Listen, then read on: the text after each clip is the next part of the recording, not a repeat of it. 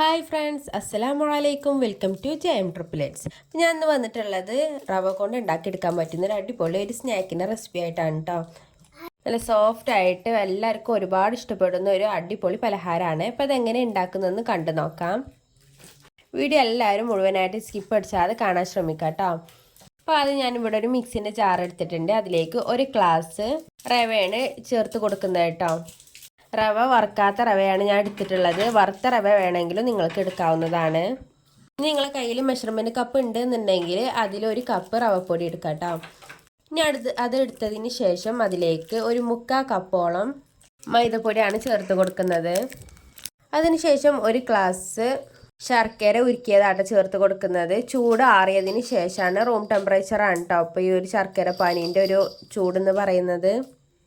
ഇനി അതിലേക്ക് ഏലക്കായൻ്റെ ഈ ഒരു ഏലക്കാപ്പൊടി ഉണ്ടെന്നുണ്ടെങ്കിൽ അത് ചേർത്ത് കൊടുക്കാം, അല്ലാന്നുണ്ടെങ്കിൽ അതിൻ്റെ ആ ഒരു കുരു ഉണ്ടല്ലോ അത് ചേർത്ത് കൊടുത്താലും മതി കേട്ടോ. എന്നിട്ട് നല്ലോണം ബെൻഡ് ചെയ്തെടുക്കാം. ഇനി ഇത് ബെൻഡ് ചെയ്തെടുക്കുന്ന സമയത്ത് വെള്ളം വേണമെന്നുണ്ടെങ്കിൽ ചെറിയ ചൂടുവെള്ളം ഇതിലേക്ക് ചേർത്ത് കൊടുക്കാം കേട്ടോ. അതുകൊണ്ട് ഈ രീതിയിലാണ് ഇത് വന്നിട്ടുള്ളത്. അത്യാവശ്യം നല്ല ടൈറ്റ് ആയിട്ടാണ് വന്നിട്ടുള്ളത്. അപ്പോൾ ഇതിലേക്ക് ഇനി കുറച്ചും കൂടി ചൂടുവെള്ളം അല്ലാന്നുണ്ടെങ്കിൽ ശർക്കര വെള്ളം ബാക്കി ഉണ്ടെന്നുണ്ടെങ്കിൽ അതും ചേർത്ത് കൊടുക്കാം കേട്ടോ. എന്നിട്ട് ആ ഒരു മിക്സിൻ്റെ ജാറും കൂടി ഒന്ന് നന്നായി ചുഴറ്റി കൊടുത്തിട്ട് ഇതിലേക്ക് ഒഴിച്ച് കൊടുത്തിട്ടുണ്ട്. ഇപ്പോൾ ഇതാക്കണം നമ്മളെ ബാറ്ററി ഈ ഒരു തിക്നെസ്സിലാണ് വന്നിട്ടുള്ളത് കേട്ടോ. ഇനി ഒരു 10 മിനിറ്റ് 15 മിനിറ്റോളം റെസ്റ്റ് ചെയ്യാൻ വെക്കണം.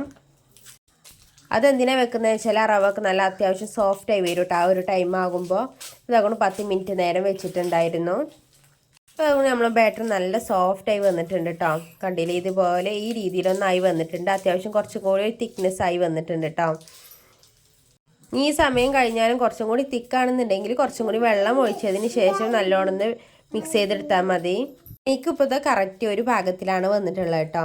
ഇനി ഇതിലേക്ക് ഞാനൊരു 2 പിഞ്ച് സോഡപ്പൊടിയാണ് ചേർത്ത് കൊടുക്കുന്നത്. ഉൾവശമൊക്കെ നല്ല സോഫ്റ്റായി വരാനാണ് കേട്ടോ ഈ ഒരു സോഡാപ്പൊടി നമ്മൾ ചേർത്ത് കൊടുക്കുന്നത്. അതിനുശേഷം മധുരമൊക്കെ ബാലൻസ് ചെയ്യാൻ ഒരു പിഞ്ച് ഉപ്പും കൂടിയും ചേർത്ത് കൊടുക്കുന്നുണ്ട്. മക്കൾ ഇടയ്ക്കിടയ്ക്ക് സൗണ്ട് ഉണ്ടാക്കുന്നുണ്ട് കേട്ടോ, എല്ലാവരും ക്ഷമ ചോദിക്കുന്നു. അതിനുശേഷം നല്ലോണം മിക്സ് ചെയ്ത് കൊടുക്കുക കേട്ടോ. അപ്പോൾ ഇതാക്കണം ഈ ഒരു രീതിയിൽ വേണം നമ്മുടെ ബാറ്ററിൻ്റെ ഒരു കൺസിസ്റ്റൻസി എന്ന് പറയുന്നത്. നമ്മുടെ ദോശമാവ് ഉണ്ടല്ലോ, ദോശമാവിൻ്റെ അതുപോലെ ഇഡ്ഡലി മാവിൻ്റെ ഒക്കെ ആ ഒരു രീതിയിൽ വേണം കേട്ടോ. ഇനി ഇതിലേക്ക് ഞാൻ ചേർത്ത് കൊടുക്കുന്നത് 1 സ്പൂണ് നെയ്യാണ് കേട്ടോ. ഇനി നിങ്ങൾക്ക് വേണമെങ്കിൽ ഇങ്ങനെ ചേർത്ത് കൊടുക്കാം, അല്ലാന്നുണ്ടെങ്കിൽ നെയ്യ് ഒന്ന് ചൂടാക്കിയതിന് ശേഷം അതിലേക്ക് നട്ട്സ് ഐറ്റംസ് എന്തെങ്കിലും ഉണ്ടെങ്കിൽ അണ്ടിപ്പരിപ്പോ ബദാമോ ഒക്കെ ഉണ്ടെന്നുണ്ടെങ്കിൽ അതും കൂടി ചേർത്ത് ഇതിലേക്ക് ചേർത്ത് കൊടുക്കാം കേട്ടോ. അങ്ങനെയാണെന്നുണ്ടെങ്കിൽ കുറച്ചും കൂടി ടേസ്റ്റ് ആയിരിക്കും. ആ നെയ്യൊന്ന് ഉരുകി വരുന്നതുകൊണ്ട് കുറച്ചും കൂടി ടേസ്റ്റായിട്ട് വരും കേട്ടോ. അപ്പോൾ ഇതാക്കണം ഈ രീതിയിൽ വേണം നമ്മൾ ബാറ്റർ ഇവിടെ തയ്യാറാക്കി എടുക്കാൻ. നമുക്കിത് ഓരോന്നായിട്ട് ചുട്ടെടുക്കാം. അതിന് ഞാനിവിടെ ഒരു കടായി എടുത്തിട്ടുണ്ട് കേട്ടോ. ആ കടായി നല്ല ചൂടായി വന്നതിന് ശേഷം അതിലേക്ക് ഓയിൽ ഒഴിച്ച് കൊടുത്തിട്ടുണ്ട്. ഞാൻ ഓയിൽ നല്ല ചൂടായി വന്നതിന് ശേഷം നമുക്ക് ഓരോന്നായിട്ട് ഇതുപോലെ ചുട്ടെടുക്കാം കേട്ടോ. അപ്പോൾ എണ്ണ നല്ല അത്യാവശ്യം നല്ല ചൂടായിട്ട് നല്ല തിളച്ച് വരുന്ന ടൈമിൽ വേണം നമുക്ക് ഈ ഒരു ബാറ്റർ ഇതുപോലെ ഒഴിച്ച് കൊടുക്കാൻ കേട്ടോ. ഇത് ഈ ബാറ്റർ ഒഴിച്ച് കൊടുക്കുന്ന സമയത്ത് ഞാൻ നേരത്തെ നെയ്യപ്പത്തിൻ്റെ റെസിപ്പിയിൽ പറഞ്ഞതുപോലെ തന്നെ താഴെ നിന്ന് മുകളിലേക്ക് ഒഴിക്കുന്ന വിധത്തിൽ വേണ്ട ഈ ബാറ്റർ ഒന്ന് ഒഴിച്ച് കൊടുക്കാൻ. അങ്ങനെയാണെന്നുണ്ടെങ്കിലാണ് ഇതുപോലെ നല്ലൊന്ന് പൊള്ളച്ച് വരുള്ളൂ കേട്ടോ. ഇപ്പോൾ നമ്മൾ ചൂട് എണ്ണയിലായതുകൊണ്ട് തന്നെ അടിയിൽ നിന്നൊക്കെ നല്ല പെട്ടെന്ന് തന്നെ വിട്ട് വന്നിട്ടുണ്ട്. ഇനി ആ ഭാഗം ഒന്ന് കളർ മാറിയതിന് ശേഷം ഇത് മറിച്ചിട്ട് കൊടുക്കാം. ഇപ്പോൾ അതുകൊണ്ട് ഞാനൊന്ന് മറിച്ചിട്ട് കൊടുത്തിട്ടുണ്ട്. ഇനി വളരെ പെട്ടെന്ന് തന്നെ നല്ല തിളച്ച എണ്ണയിലേക്ക് വേണം കേട്ടോ ഈ ഒരു ബാറ്റർ ഒഴിച്ചെടുക്കാൻ. ഇപ്പോൾ അതുകൊണ്ട് നമ്മുടെ സ്നാക്ക് ഇവിടെ റെഡി ആയിട്ടുണ്ട് കേട്ടോ. ഈ രീതിയിൽ വേണം ഇതൊന്ന് ചുട്ടെടുക്കാൻ. ഇതുപോലെ നമുക്ക് ബാക്കിയുള്ളതും കൂടി ഒന്ന് ചുട്ടെടുക്കാം. അപ്പോൾ നിങ്ങൾ ആദ്യമായിട്ടാണ് എൻ്റെ ഈ ചാനൽ കാണുന്നതെങ്കിൽ സബ്സ്ക്രൈബ് ചെയ്ത് സപ്പോർട്ടാക്കാം കേട്ടോ.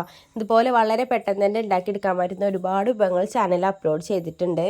നിങ്ങൾക്ക് ഈ ചാനലും അതുപോലെ വീഡിയോസൊക്കെ ഇഷ്ടമാകുകയാണെന്നുണ്ടെങ്കിൽ ഫ്രണ്ട്സിനും റിലേറ്റീവ്സിനും ഒക്കെ നമ്മൾ ഈ ചാനലൊന്ന് ഷെയർ ചെയ്ത് കൊടുക്കാം കേട്ടോ. ഇനി അടുത്തത് ഞാൻ ഇടാൻ പോകുന്ന എപ്പിസോഡ് എന്ന് പറയുന്നത് പ്രഗ്നൻസി സ്റ്റോറിൻ്റെ ഫുൾ എപ്പിസോഡാണ് കേട്ടോ. ഇപ്പോൾ കുറേ പേര് ഞാൻ പാർട്ടായിട്ട് ഇട്ടതുകൊണ്ട് കുറേ പേര് പറഞ്ഞിട്ടുണ്ടായിരുന്നു പാർട്ടല്ലാതെ ഒന്ന് ലോങ് ആയിട്ട് ഇടാൻ പറഞ്ഞിട്ടുണ്ടായിരുന്നു കേട്ടോ. അപ്പോൾ ഇൻഷാ അല്ലാഹ് ഞാൻ അടുത്ത വീഡിയോ ലോങ് ആയിട്ട് ഇടുന്നുണ്ട്. അപ്പോൾ അതും മാക്സിമം ഞാൻ എപ്പിസോഡ് കുറച്ച് കാണ്ടായിട്ട് ഇടുന്നത് 2 എപ്പിസോഡൊക്കെ ആക്കിക്കാണ്ടാണ് ഇടുന്നത്. ഡെലിവറി സ്റ്റോറിയും പ്രഗ്നൻസി സ്റ്റോറിയും ഒക്കെ ഒപ്പം അങ്ങനെ ആയിക്കാണ്ടായിട്ട് ഇടുന്നത്. അപ്പോൾ നിങ്ങൾ ആദ്യമായിട്ട് കാണുകയാണെന്നുണ്ടെങ്കിൽ ഒന്ന് ചാനൽ ചെക്ക് ചെയ്തതിന് ശേഷം നമ്മൾ പ്രഗ്നൻസി സ്റ്റോറിയും കൂടി കേൾക്കാൻ നോക്കാം കേട്ടോ. അപ്പോൾ അതിൽ നിങ്ങൾക്ക് എന്തെങ്കിലും സംശയം ഉണ്ടെന്നുണ്ടെങ്കിൽ കമൻറ്റ് ബോക്സിൽ അറിയിക്കാം. അപ്പോൾ ഞങ്ങൾ ഇവിടെ ഓരോ അപ്പം ഞാനിങ്ങനെ ചുട്ടെടുക്കുന്നുണ്ട് കേട്ടോ. ഈ ഒരു അപ്പത്തിന് നിങ്ങൾക്ക് റവ ഒരുപാടില്ല, മൈദപ്പൊടിയാണ് കൂടുതലുണ്ടെന്നുണ്ടെങ്കിൽ അത് വേണമെങ്കിൽ മൈദപ്പൊടി ഒരു ഗ്ലാസ് എടുത്തിട്ട് റവ അര ഗ്ലാസ് എടുത്ത് കാണും വേണമെങ്കിലും ഈ ഒരു റെസിപ്പി തയ്യാറാക്കാം. അതുപോലെ മൈദപ്പൊടി ഇല്ലയെന്നുണ്ടെങ്കിൽ ഗോതമ്പ് പൊടി കൊണ്ടും ഈ ഒരു റെസിപ്പി ഉണ്ടാക്കാവുന്നതാണ് കേട്ടോ. അതുപോലെ തന്നെ വെള്ളം തീരെ ചേർക്കാതെ എല്ലാതും ശർക്കര പാനി വെള്ളം ചേർത്ത് കണ്ടും ഈ ഒരു റെസിപ്പി ഉണ്ടാക്കാവുന്നതാണ്. ഇതിൻ്റെ ഒരു ടേസ്റ്റ് എന്ന് പറയുന്നത് ഏകദേശം നമ്മൾ നെയ്യപ്പത്തിൻ്റെയും ഉണ്ണിയപ്പത്തിൻ്റെ ഒക്കെ ആ ഒരു ടേസ്റ്റ് ആയിരിക്കും കേട്ടോ. അപ്പോൾ എല്ലാവരും മസ്റ്റായിട്ടും ഇതൊന്ന് ട്രൈ ചെയ്ത് നോക്കുക. എന്തായാലും നിങ്ങൾക്ക് ഒരുപാട് ഇഷ്ടപ്പെടുന്ന ഉറപ്പാണ്. അപ്പോൾ എല്ലാവരും വീട്ടിൽ എന്തായാലും ട്രൈ ചെയ്ത് നോക്കിയതിന് ശേഷം നമ്മൾ ഫീഡ്ബാക്ക് കമൻറ്റ് ബോക്സിൽ അറിയിക്കാം കേട്ടോ. നിങ്ങൾ വീഡിയോസ് കാണുമ്പോൾ അതുപോലെ തന്നെ ലൈക്ക് ചെയ്യാനും മറക്കരുത് കേട്ടോ. ലൈക്ക് ചെയ്താലാണ് നമ്മളെ വീഡിയോസൊക്കെ കൂടുതൽ പേരിലേക്ക് എത്തുള്ളൂ. അത് മുഖേനയാണ് നമുക്ക് ചാനൽ സബ്സ്ക്രൈബും വ്യൂസൊക്കെ കൂടുക കേട്ടോ. അപ്പോൾ എല്ലാവരും ഒന്ന് ലൈക്ക് ചെയ്ത് സപ്പോർട്ടാക്കുക. നേരത്തെ പറഞ്ഞ പോലെ തന്നെ എല്ലാവർക്കും ഷെയർ ചെയ്തും കൂടി കൊടുക്കുക കേട്ടോ. ഇപ്പോൾ സ്കൂൾ കുട്ടികൾക്കൊക്കെ വെക്കേഷൻ ആയതുകൊണ്ട് അവർക്ക് ഈവനിങ് സ്നാക്കൊക്കെ എന്തെങ്കിലും വേണമെന്ന് പറയുന്ന ടൈമിലൊക്കെ ഈ ഒരു റെസിപ്പി ഉണ്ടാക്കി നോക്കാം. അതുപോലെ നിങ്ങൾക്ക് പുതിയത് നമ്മളെ വീട്ടിലുള്ള സാധനം വെച്ച് കണ്ട് വ്യത്യസ്ത ഐറ്റംസ് ഉണ്ടാക്കണം എന്നുണ്ടെങ്കിൽ നമ്മളെ ചാനലൊന്ന് സബ്സ്ക്രൈബ് ചെയ്യുക കേട്ടോ. എല്ലാവരും വീട്ടിലുണ്ടാവുന്ന ചെറിയ ചെറിയ ഐറ്റംസ് വെച്ചിട്ടാണ് ഞാൻ ഓരോ വിഭവങ്ങളും ഉണ്ടാക്കിയെടുത്തിട്ടുള്ളത് കേട്ടോ. അപ്പോൾ ഇതാക്കുന്ന ഓരോ അപ്പം ഞാൻ അവിടെ ചുട്ടെടുത്തിട്ടുണ്ട്. ഇനി അതിൻ്റെ ഉൾവശം എന്ന് പറയുന്നത് ഇതുപോലെ ആയിരിക്കും കേട്ടോ. നല്ല സോഫ്റ്റ് ആയിട്ടുള്ളൊരു റെസിപ്പിയാണ്. അപ്പോൾ എല്ലാവർക്കും ഒരുപാട് ഇഷ്ടപ്പെടുന്ന ഉറപ്പാണ് കേട്ടോ. അപ്പം നാളെ ഇൻഷാ അല്ലാഹ് മറ്റൊരു വീഡിയോ ആയിട്ട് വരണ്ടേ. ബായ്, അസ്സലാമു അലൈക്കും.